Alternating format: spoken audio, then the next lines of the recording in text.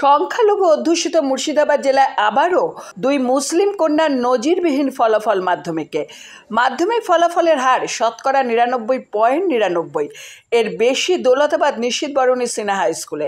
২২৪ সালের মাধ্যমিক পরীক্ষায় ৯,২৩,৬৩৬ জন পরীক্ষার্থীদের ৯০ দিনের মাথায় ফলাফল প্রকাশ হলো বৃহস্পতিবার সকালে।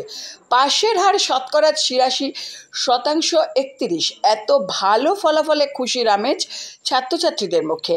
তার মাঝে অনুন্নত গ্রাম থেকে আসা ছাত্রছাত্রী দৌলতাবাদ নিশীথ বরণী সিনহা হাই স্কুলের বিদ্যালয়ের মুখ উজ্জ্বল করেছে। এই স্কুলের মোট ১২০ জন মাধ্যমিক পরীক্ষার্থীদের মধ্যে ১১৯ জন পরীক্ষায় উত্তীর্ণ হয়ে স্কুলের মান বৃদ্ধি করেছে।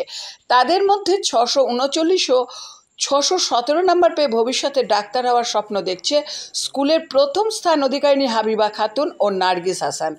এত ভালো ফলাফলের ছাত্রছাত্রীদের পাশাপাশি স্কুলের প্রধান শিক্ষক বৈশায়ন ব্যানার্জি সহ অন্যান্য শিক্ষক শিক্ষিকা অভিভাবক অভিভাবিকারা ভীষণ খুশি। আমি মাধ্যমিকে ৬১৭ নাম্বার পেয়ে উত্তীর্ণ হয়েছি।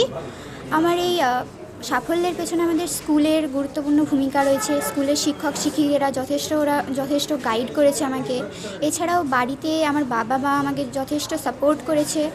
আর আমি ভবিষ্যতে ডক্টরি পড়তে চাই।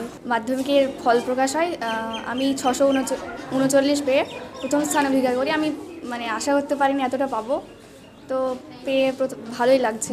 শুধু ডাক্তারি বা ইঞ্জিনিয়ারিংয়ের সুযোগ পাবে এটা ভেবেই আমরা ছাত্রছাত্রীদের মানুষ করি না। সব মাস্টারমশাই দিদিমণিরাই চান যে তারা যেন প্রকৃত মানুষ হয়, তাদের মধ্যে যেন মনুষ্যত্ব বোধ থাকে, মূল্যবোধ, যেটা আজকের দিনে অনেকটা ক্ষয়ে গেছে বলে অনেকের ধারণা। আমরা চাই ছাত্রছাত্রীদের মধ্যে সেই মূল্যবোধের সঞ্চার হোক এবং আগামী দিনে তারা নিজের জীবনে সফল হোক।